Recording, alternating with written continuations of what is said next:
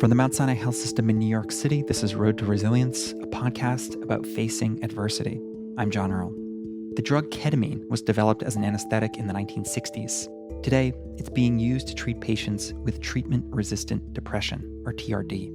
Ketamine tends to work much faster than traditional antidepressants like Prozac, sometimes within hours instead of weeks.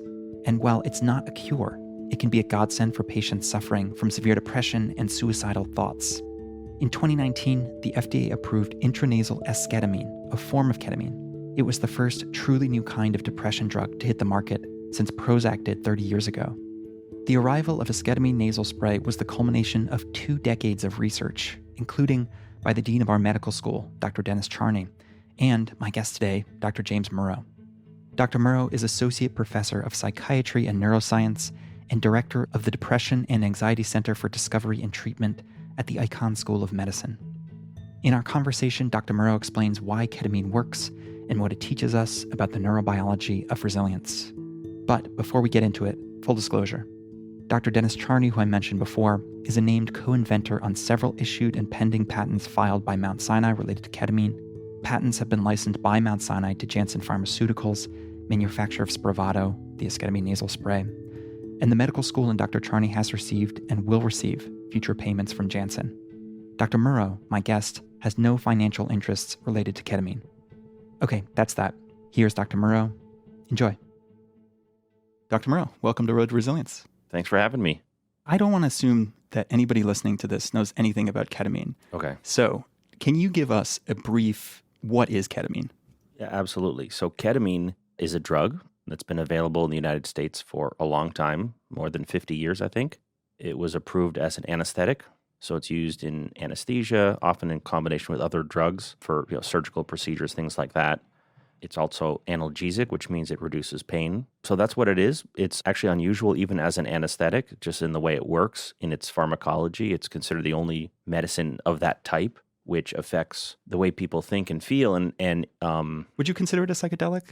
It's a little bit of a gray area. I think most people would consider it not to be a classic psychedelic.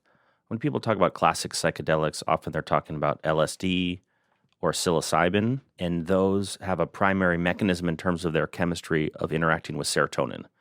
And ketamine doesn't do that. Ketamine does cause an altered state of consciousness, but the way it does it chemically and the qualitative effect of it seems to be somewhat different from what we might call classic psychedelics. And we certainly didn't consider it a psychedelic when we started researching its effects for depression. There's a whole story to ketamine, as there is for all of these drugs. Mm-hmm. It went from being a pure analgesic to a club drug, and now in new forms as a medicine. Take us through that story. Right. Well, you mentioned club drugs. That was in parallel, and long before, I think, any ideas around it might be helpful to treat depression. In terms of depression, there was a small study, I think it was published in the year 2000, with less than 10 patients. They reported patients with depression in the hospital, giving them an injection of ketamine, and then reporting that in the following days, at least some of those patients reported their depression got better. There was a few things that was unusual about that. One is that all drugs that we sort of came to understand could treat depression worked on basically the same systems in the brain. Ketamine didn't work anything like that. Also, antidepressants you have to take a pill every day for a couple of weeks before it starts to have any benefit, typically. But the idea of giving one treatment and then the depression gets better didn't fit the mold in terms of how we think antidepressants work. I want to give people a sense also of the problem that we're attacking and the urgency. We're talking about a population of, I found somewhere between 3 and 5 million Americans have treatment-resistant depression, and suicide is the second leading cause of death for people, Americans, aged 10 to 34. That's right. So there is a big group of people who need something new. Yeah. Can you speak to that urgency? Yeah. No, depression is common, it's chronic, and it can be lethal. Many patients, fortunately, do well with available treatments, a standard or conventional antidepressants, psychotherapy, but there is a group that's larger than we would like, estimate to be about a third of all patients that suffer from depression have some form of what we might call treatment-resistant depression. They really don't do well with standard treatments, which is exactly the backdrop of studies and the observations around ketamine to say, wow, could this be a different way to treat depression? Because if all of our antidepressant medicines kind of work the same way in the brain, have the same type of chemistry, which is broadly speaking the case before ketamine. Yeah, there are lots of different antidepressants, Prozac, Zoloft, Lexapro, you name it. But you're saying they all function in pretty much the same way. That's right. And ketamine is very different. That's right. Right. That's right. Was there a moment for you? You've been working on ketamine for how long now? More than a decade. I think I started at Mount Sinai actually as a trainee, a resident in psychiatry in 2005. I think I started working on the first ketamine study here in 06 or 07. So it's been a while. I'm wondering, for you, when was the moment when you went, oh my God, like this is really powerful stuff. Like this could be a game changer for a lot of people. Yeah, I mean, I don't know if there was one moment, but like sort of a series of moments. So you first, we were aware, the first paper that was done that I mentioned in a very small number of individuals showing this sort of rapid effect. But it wasn't until I think we started doing the studies here at Sinai that you could actually see the patients and how, it's not a panacea and it didn't work for everybody. But many of the patients that we would treat had had many treatments and they had been depressed often for years and years. And I remember one patient in particular who, in those days, the studies we were doing was just giving a single dose. And then we would measure their depression one day after the treatment and see how it compared to basically the day before the treatment. And I remember one patient came in for that follow-up. She looked like a different person. Her face was expressive. She was wearing makeup. And she said she didn't feel depressed. And it was the first time in, more than 10 years. And, you saw that. Again, not every time, but in enough to say there's something here. You mentioned very importantly that we're talking about a treatment and not a cure. Mm-hmm. Can you give us, though, a sense of the percentage of people who come through the studies who respond to ketamine? Yeah. So in these sort of studies we're describing sort of what I would consider sort of the classic studies, single dose, intravenous ketamine. Across the studies, we were seeing response rates of about 60%. I want to compare ketamine now to some of the other drugs like psilocybin, like MDMA, these other drugs that have gone through that journey we described of being experimented with many years ago, being illicit, and then having sort of a resurgence in medicine. Yeah. Let's just compare it, for example, to MDMA-assisted psychotherapy. Sure. How is that aimed at a different target and applied in a different way than ketamine? Yeah. I mean, in terms of MDMA, the approach there really was very different from, I think, the way we were thinking about ketamine. With ketamine, at least our research group and others tended to come at it from a very kind of what I would say like medical model, meaning we basically knew that ketamine affected glutamate and the NMDA receptor. And then, a lot of research was focused on understanding how that could be related to stress and depression. And the field sort of settled on a biological model accounting for why ketamine could rapidly reverse negative effects of stress and basically be antidepressant based on the way it affects brain cells. Going back to MDMA, that treatment, for example, in PTSD, where it's the farthest along, the anchor there was psychotherapy. With PTSD and depression, they tend to be comorbid, but they are quite different. And of course, the nature of PTSD, post-traumatic stress disorder, of suffering a trauma, there's something critical about processing the traumatic material, like a psychological-based approach. And the idea with something like MDMA is it can, in some unique and profound way, facilitate the ability of that psychological work to happen or to stick. Whereas if you look at the history of the development of ketamine for depression, it's been has not been linked at all to psychotherapy. Mm-hmm. Although I will hasten to add that in the emergence of what looks like to be very promising data about combining psychedelics with psychotherapy, many people are wondering, well, what about combining psychotherapy with ketamine? They're on very different tracks, but it seems like, if I'm understanding you correctly, there could be a merging of that track in the future. I think that's right. Yeah. I guess this is a two-part question. First, why does ketamine work? And secondly, what have we learned about depression from studying ketamine? Mm-hmm. So one of the things ketamine taught us, without knowing anything about what it was doing in the brain, is that someone can experience a lifting of their depression within a few hours or a day or 2 days, which sort of broke the mold of what we thought we knew.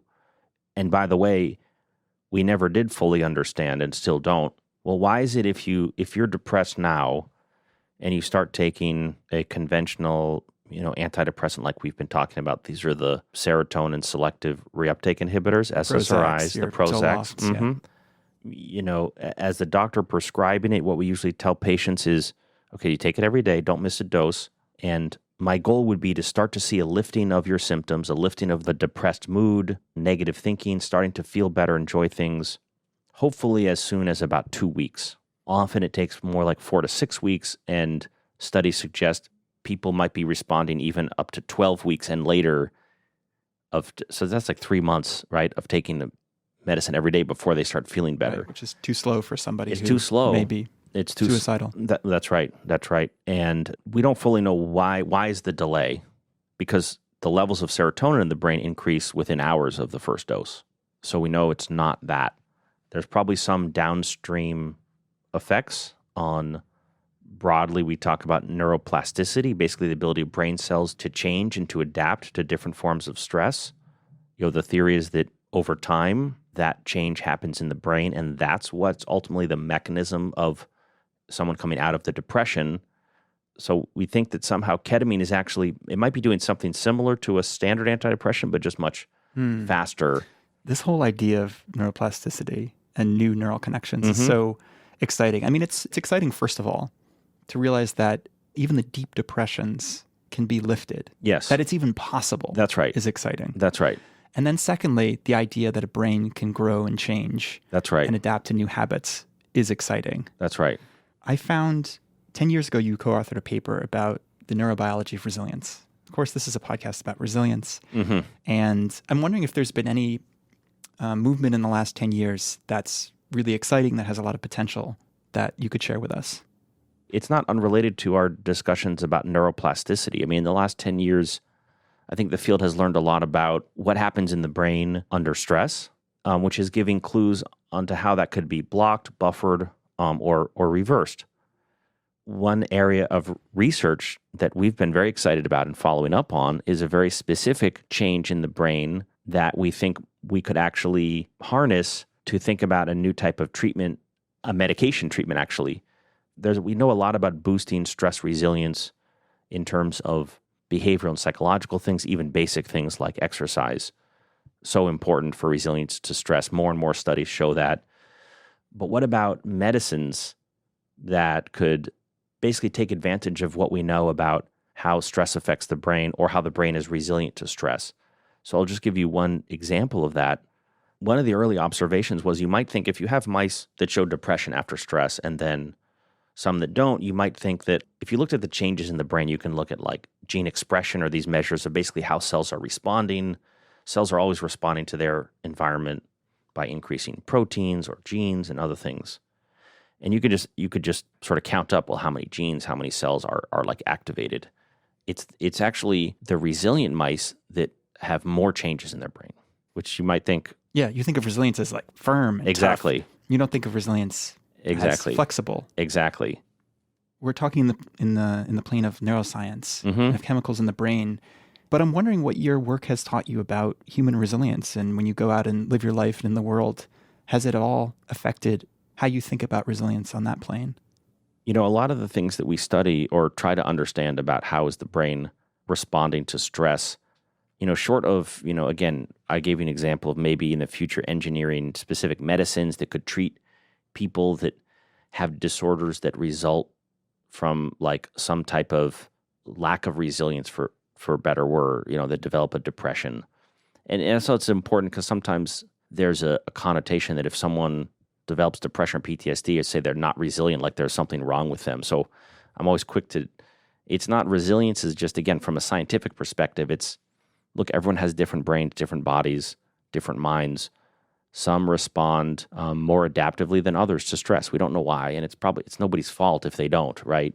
But what can we learn about the brains that do really well under stress to help the people whose brains don't?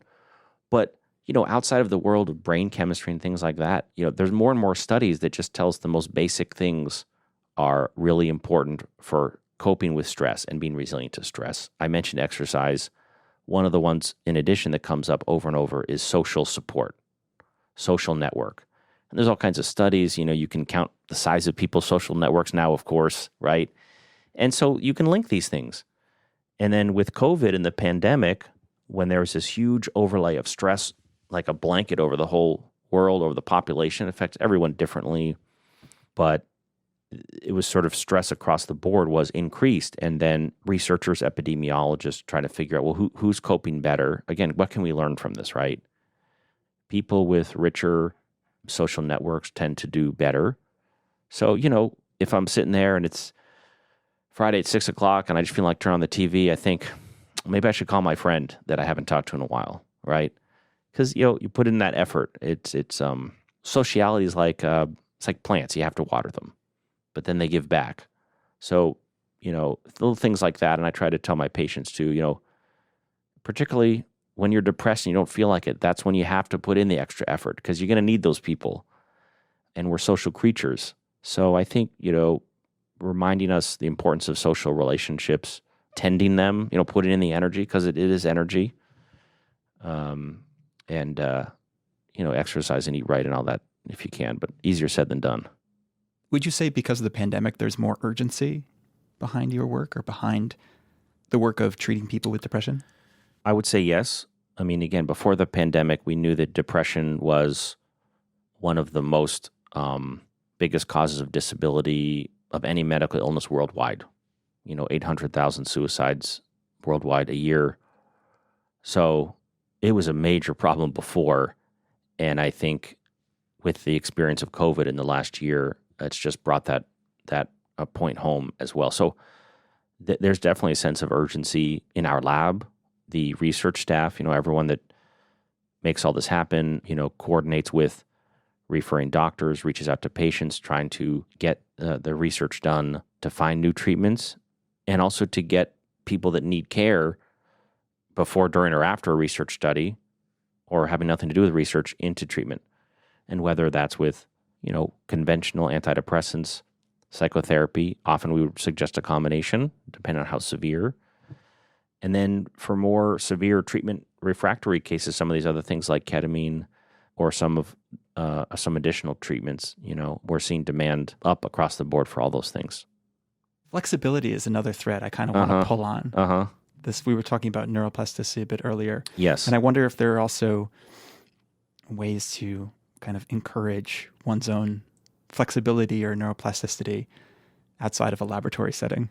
Well, this is a very active area of research and interest. There's a lot of work being done in, how do we stave off, age-related cognitive problems, Alzheimer's, things like that. So there's many apps now available. And there is data that by engaging in certain activities, we can improve some of our functions. And the basic stuff we've all learned for a long time, like, read, right? Try to read more than you're watching TV. Keep the mind active. That all still holds true. I don't think we have enough data to say whether there are specific interventions that are better than others, but I think the sort of common things that, again, we probably all kind of are aware of about keeping active, doing your crossword puzzles and your in the newspaper, things like that. I think there's that's based on something. Flexibility is interesting. That there's a whole domain of what we would call cognitive functioning, and you can break it into, there's memory, language, these things like executive function.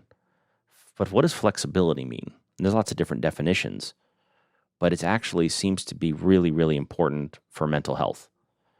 And I don't think there are that many active studies or areas of investigation that are really trying to figure out what treatments can actually just increase flexibility in thinking. There are definitely some, and like I say, there's some apps, but it's a form of cognitive functioning that more and more seem like it's very important. Interestingly, going back to the psychedelics, I saw someone giving a talk who said that what's the psychedelic drug doing that's allowing the therapy to work? And the suggestion was it's increasing psychological flexibility. And so I think there's really something to that. And we're learning more and more about how that works in the brain. You can measure sort of brain states by looking at small changes in blood flow. And there's some indication that in some of these stress-related problems we're talking about, like depression, the brain is less easily transitions between different states. And if you talk to patients with depression, they'll talk about feeling stuck. They'll also talk about things like rumination or repetitive negative thinking. there's this sort of stuck keeps coming up when you talk to people. And so I think part of what I'm going to be trying to think about more, and I think many others are too, is whether it's a medication or a psychotherapy approach, how do we get people to practice increasing flexibility? Is it trying to get them to think about different things in a sequence more quickly? So I think there's a lot to that, and I think that's an exciting area of research in the future. There's a lot left to be learned. Yes, that is most You're certainly true. You're going to be busy for a long time. That's right. That's right. No shortage of work to do. As we come to a close, I was wondering if you could speak to somebody who maybe themselves is experiencing severe depression or knows somebody who is. Yeah. And maybe give them some idea of where they might be able to go with that. So, I mean, the first thing I would say is if you're experiencing depression, help's available. Get help. It sounds maybe simple, but, talk to your doctor. There are things online, and sometimes if someone hasn't had depression before, they just don't know about it, they may not know that's what they're experiencing, but they feel like something is wrong. They're just not feeling themselves. Everyone has an off day, but if it's day after day, week after week, then see your doctor, because most forms of depression can be successfully treated. And I always hasten to add that, because we tend to study and try to understand and try to develop treatments for the individuals that have a more difficult, chronic, even what we would call treatment-resistant course, but most people can respond well to psychotherapy or the available treatment. So if you're depressed, don't be afraid to bring it up with your doctor. Tell your family, if you need help, because for the vast majority of people, help is out there, and it makes a big difference. Thank you, Dr. Murrough. You're welcome. Thank you. Dr. James Murrough is Associate Professor of Psychiatry and Neuroscience and Director of the Depression and Anxiety Center for Discovery and Treatment at the Icahn School of Medicine at Mount Sinai. To view transcripts, photos, and links to all of our episodes, check out our website, mountsinai.org/podcasts. Road to Resilience is a production of the Mount Sinai Health System in New York City. It's made by me, John Earl, Nikki Cheatham, and our executive producer, Lucia Lee. From all of us here, thanks for listening, and we'll see you next time.